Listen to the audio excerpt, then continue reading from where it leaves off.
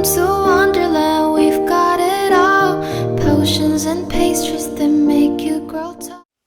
Coucou tout le monde, c'est Lily, je vous retrouve aujourd'hui sur la chaîne pour vous faire une présentation de mes dernières lectures en littérature jeunesse et adolescente. Alors il y a des livres qui datent un petit peu, qui datent même de début d'année, que je n'ai pas encore chroniqué parce que je n'avais pas suffisamment de livres. Et là c'est le cas, donc ça va remonter un petit peu dans les livres que j'ai lus. Le premier, il s'agit de Ne raccroche pas de Julia Dessalles aux éditions Hachette, qui est un livre très très prometteur. Après j'ai eu un petit peu de mal quand même à m'avancer dans ma lecture parce qu'il était très émouvant pour le coup. Et il était avec plusieurs points de vue, ce qui m'a un petit peu déstabilisée alors que j'ai déjà lu des livres comme ça. Au niveau de l'histoire, en fait, on suit June qui vient de perdre sa maman. Elle est vraiment, voilà, elle est submergée par le chagrin, elle a un petit peu du mal à s'en remettre. Enfin, elle a clairement du mal à s'en remettre. Et son père essaye de l'aider comme il peut et au point d'installer une cabine téléphonique dans le jardin pour l'aider. Et June va prendre l'habitude en fait d'aller prendre le téléphone et de parler à sa maman. Alors c'est tiré en fait d'une coutume que vous pouvez trouver dans un parc au Japon qui s'appelle le téléphone des vents. Il me semble que c'est ça le nom. Et en fait c'est un téléphone qui, dans la tradition, dans le folklore, ce serait un téléphone qui vous permettrait de communiquer avec les défunts, avec vos proches défunts. Et il y a tout un côté très symbolique, très poétique avec ça. Et du coup c'est de ça que s'inspire le livre. Et June donc décroche le téléphone un jour pour raconter sa journée à sa mère et c'est une voix qui lui répond, une voix d'un jeune homme. Et ils vont commencer à discuter tous les deux, plus ils discutent aussi, voilà, plus June se sent un petit peu ressent une petite étincelle pour aller de l'avant et faire son deuil. Et en parallèle de ça, en fait, à l'école, il y a un jeune homme qui commence à l'observer, qui commence à la suivre aussi. Et on a ces trois voix en fait qui vont se confondre, qui vont être très très bien menées. C'est un livre qui est très émouvant, qui aborde le deuil sous différentes facettes. Et on a le destin aussi de ces trois jeunes ados qui sont assez bouleversants. C'était une jolie lecture. Après c'est pas du tout dans le style de livre que je lis habituellement. Du coup ce qui était un petit peu déstabilisant, mais je sais que je pourrais la recommander sans problème, je veux dire à plusieurs ados en fait qui viendront à la librairie et que ça pourra vraiment leur faire du bien. En tout cas voilà, une très jolie lecture. Et le second livre dont je voulais vous parler, il s'agit de Mémoires de la forêt, le tome 4, que j'ai lu en tout début d'année, dont je ne vous ai pas encore parlé, mais je ne vais pas en parler beaucoup parce que je souhaite faire une vidéo complète sur la saga. J'ai enfin terminé les Mémoires de la forêt et c'était juste un pur bonheur, mais c'était un petit peu triste aussi, parce que La saison des adieux est un titre très très bien choisi pour le coup. Il y a beaucoup de choses à dire sur ce tome, mais je le ferai dans une autre vidéo qui va raconter un peu plus en détail pour le coup la série. Donc si jamais vous n'avez pas encore lu la série, vous pouvez voir la vidéo, mais ça reste un peu de vous spoiler pour certains passages. J'essaierai de vous spoiler le moins possible, je vous le dirai de toute façon. En tout cas pour Mémoire de la forêt, dans cette lecture de ce dernier volume, j'ai passé encore un très bon moment. Il y a pas mal d'ellipses qui m'ont un petit peu dérangée quand même au début, mais c'était nécessaire et on aborde encore des thématiques qui sont juste très bien trouvées, hyper intéressantes, qui sont rafraîchissantes aussi au niveau du genre de la littérature jeunesse. Moi j'ai beaucoup aimé, j'ai passé un bon moment encore avec les personnages qu'on avait déjà vus et qu'on revoyait un petit peu. Il y a beaucoup de poésie, beaucoup de sensibilité encore dans ce quatrième livre et c'est juste sublime. Voilà, c'est encore un très beau coup de cœur. De toute façon c'est une saga coup de cœur, vraiment. La série entière m'a plu et c'était juste magique. Mais du coup je vous en parlerai plus dans ma vidéo spéciale du coup Mémoire de la forêt qui sortira, je pense que je la sortirai comme au printemps, mais voilà, vous verrez, ce sera dans les prochaines. Ensuite je vais vous parler de Atalante de Cassandre Lambert, qui est un livre qu'on a lu en mars sur le club de lecture. J'ai bien aimé ma lecture mais je ne lirai pas le tome 2. Pourquoi? Parce que Atalante c'est un super livre. C'est aussi un mythe qui est génial, que j'aimais beaucoup quand j'étais plus jeune, notamment l'histoire des pommes d'or, dont je ne vais pas vous parler parce qu'il faudra comme que vous gardiez la surprise.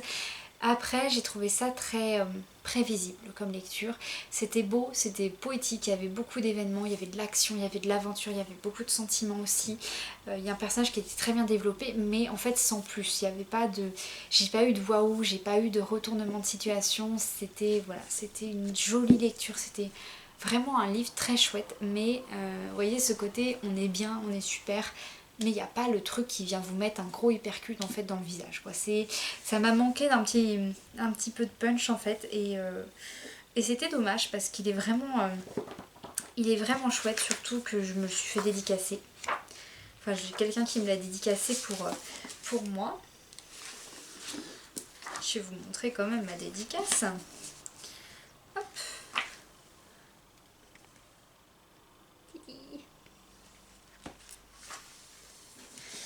Et j'ai bien aimé ma lecture, mais voilà, c'était un peu dommage. Atalante, en fait, c'est un mythe que je connaissais déjà, parce que donc, quand j'étais plus jeune, j'avais lu un petit livre sur les mythes, sur les pommes d'or qu'on a en fait parmi les épreuves que va subir, entre guillemets, Atalante. Et du coup, ça avait super bien développé l'histoire, on apprenait un peu à la connaître. Là, j'ai totalement retrouvé un peu ça. Après, il y a certains aspects que j'ai beaucoup aimé dans le sens où on apprend plus de choses sur Chiron, notamment le rôle de Chiron qui est de... Chiron ou Charon? Attendez. Normalement... Si j'arrive à trouver... Non, c'est pas ça. Chiron, voilà. Chiron qui est en fait le précepteur des héros qui va les guider.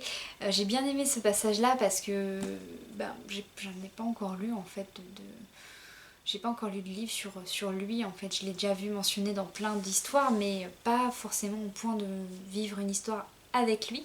Du coup c'était vraiment très sympa. Il y a ça, on suit aussi un autre héros qui est lié à la médecine. Ne me demandez pas de prononcer son nom parce que je suis incapable de le prononcer. Mais voilà, il a un nom typique des héros grecs qui finit en Ios. Je ne l'ai pas retrouvé, de toute façon je ne le prononcerai pas parce que vous allez beaucoup vous moquer de moi.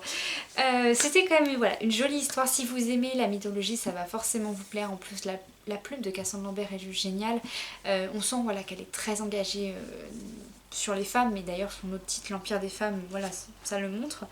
Ce que j'ai adoré aussi, c'est qu'à la fin du livre, vous avez un petit passage qui nous explique que elle a choisi de prendre cette version de Atalante. Mais vous en avez énormément qui décrivent Atalante d'une autre façon, que son commencement en fait va être différent selon les récits, selon voilà comment dire, les histoires qui ont circulé. Du coup j'ai bien aimé qu'elle dise moi j'ai choisi de voir Atalante comme ça et après de faire ma réécriture, mais vous avez d'autres versions qui sont possibles. Ça j'ai vraiment, en tout cas c'était une chouette intention et la plume est vraiment très très belle. Un jour peut-être que je lirai le tome 2, en tout cas je vais pas le lire là tout de suite et je ne sais pas si vraiment je le lirai un jour, mais j'ai bien aimé ma lecture et j'étais contente qu'on la lise tous ensemble parce qu'on a un peu tous le même avis, donc voilà, c'était vraiment très sympa. L'autre livre dont je vais vous parler est un énorme coup de cœur auquel je ne m'attendais pas du tout. Il s'agit de l'Agence Perdido de Victor Dixon qu'on avait également choisi pour nos lectures communes de mars chez Bayard, et j'ai aussi la couverture collector. Et elle est trop bien, en fait, je m'attendais pas du tout à ça. On suit Lucie, qui est une jeune fille dont la vie va basculer le jour où sa mère disparaît. Disparaît dans sa propre maison, personne ne la croit évidemment, personne ne croit le fait qu'il y avait quelqu'un dans cette maison. Mais toujours est-il que sa mère a disparu et que Lucie doit aller vivre avec sa tante qu'elle n'a quasiment jamais côtoyée. Et sa tante lui dit ok, je veux bien t'héberger, je veux bien te nourrir, je veux bien te loger, mais par contre tu vas sur le chemin de retour de l'école, tu vas voler des choses pour moi. Et du coup on va voir ce qu'on peut en tirer. Et du coup Lucie va totalement changer de vie. Pendant son trajet de retour dans le train, elle essaye de trouver des choses utiles, des choses à manger, des choses qui pourraient avoir de la valeur. Et tout ce cycle continue pendant un bon moment, jusqu'au jour où elle tombe sur un objet un petit peu étrange. Il s'agit d'un pendule. Et cet objet en fait va vibrer dans sa main quand elle va l'attraper. Et elle se dit ok, ça a l'air un peu étrange. Elle le ramène à la maison. Et pendant la nuit, quelque chose essaye de s'en emparer. Une chose un petit peu étrange qui laisse des traces de griffes sur le placard dans lequel elle avait enfermé ce fameux pendule. Et du coup, Lucie, pour obtenir des réponses, décide d'aller rendre cet objet au bureau des objets trouvés de la gare. Et à partir de là, elle va faire la connaissance de beaucoup de personnes, d'un nouveau monde qui concerne les croque-mitaines, qui sont des êtres un petit peu spéciaux, un petit peu obscurs qui sont les propriétaires de domaines, d'oubliettes en fait, que seules certaines personnes peuvent côtoyer, peuvent découvrir. Et il y a plein de types de croque-mitaines différents, il y a plein d'univers différents, ils sont liés à plein de thématiques différentes aussi. Mais du coup, Lucie se voit plonger en fait dans cet univers-là, elle va essayer de survivre coûte que coûte et surtout essayer de découvrir qu'est-ce qui s'est passé avec sa maman. C'est une super lecture, la plume est toujours magnifique. Ce que j'ai particulièrement adoré dans ce livre, c'est que vous avez des passages de cherche et trouve auxquels on ne s'attend pas du tout. Je vais vous en montrer un. C'est celui-ci par exemple. Là, c'est une page qui arrive juste après qu'ils viennent de rentrer dans une des oubliettes et Lucie dit qu'elle ressent une force un petit peu étrange qui les observe, une force très puissante. Et vous arrivez sur cette page, en fait, il va falloir trouver l'ombre qui les espionne. Et c'est juste quelques pages comme ça de chercher trouve qui interviennent dans la lecture et je trouve que ça fait tout, ça fait vraiment le petit plus du récit. Mais il n'y a pas que ça évidemment, la manière dont les univers des croque-mitaines ont été créés est super riche et super passionnante. Vous avez des petits détails qui sont juste très drôles aussi. Il y a des clins d'œil, il y a des mythes, il y a des légendes qui sont hyper rafraîchissantes. Et franchement c'était une super lecture, ça a été un très beau coup de cœur, je suis sûre de lire la suite qui devrait paraître en octobre. Et vraiment il a créé un nouvel univers qui a l'air super chouette, qui me parle, qui me plaît aussi et j'ai hâte de lire la suite parce que franchement c'était une super découverte. Voilà, gros coup de cœur aussi pour celui-ci. Le prochain livre dont je vais vous parler, il s'agit de Sombre Solstice, le tome 1, Le Lac Tempête, de Lizzie Felton et Johanna Marines aux éditions Slalom. Je l'avais lu parce qu'en mars on devait lire un livre d'un auteur qui commençait par la lettre F, Lizzie Felton.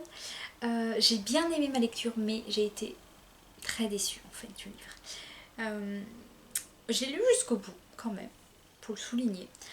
Au niveau du récit, on commence en fait, on est dans le cauchemar d'un jeune homme, on est dans les années 70 en Amérique. Ce jeune homme rêve en fait d'une jeune fille rousse, tache de rousseur, dont les yeux verdoyants se reflètent sur les ailes de papillons de nuit. On est dans un monde un petit peu étrange, un endroit abandonné, très aquatique, qui sent un peu les embruns. Il y a ces fameux papillons de nuit qui sont très présents et cette jeune fille qui essaye de lui parler, de lui communiquer quelque chose. Et il se réveille de son cauchemar. On est en plein été, ses amis sont là pour partir en road trip, aller dans un camp pour les jeunes, chanter, boire, bref s'amuser. Et le voilà parti, du coup avec son groupe d'amis. Arrivé dans la forêt qui va les mener en fait vers ce camp de vacances, Joshua, notre personnage, va décider de suivre un papillon qu'il aperçoit en fait entre des arbres.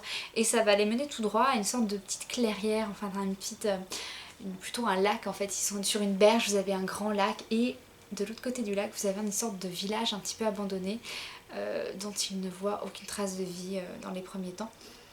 Et il décide de s'arrêter quand même. Il se dit bon, ça a l'air plutôt sympa, il s'arrête là.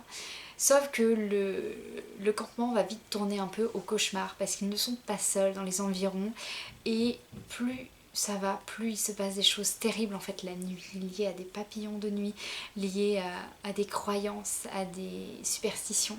C'est juste génial, c'est un peu sur fond, on a beaucoup de poésie un peu mélancolique, on a des musiques des années hippies, on est sur déjà une intention, une ambiance un petit peu camp de vacances, histoire un peu d'horreur dans les années 70 en Amérique. C'est très très sympa, en tout cas l'intention du livre au début est géniale. Après, pour ce qui est de la profondeur du récit, vraiment du cœur même, de ce qu'elle présentait au début,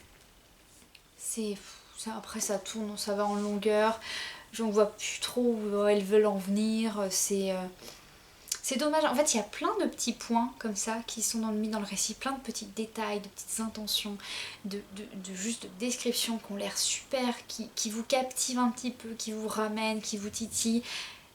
Et en fait rien d'autre quoi, c'est vraiment dommage.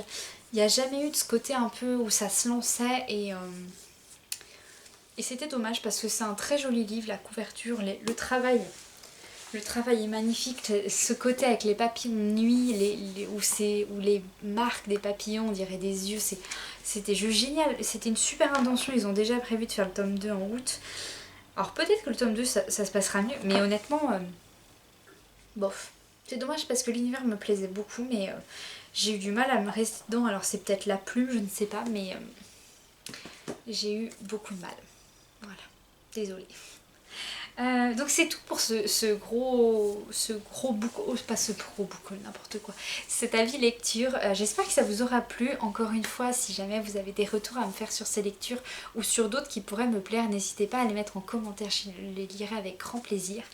Et puis en attendant la prochaine vidéo, je vous dis à bientôt et je vous souhaite une très bonne lecture.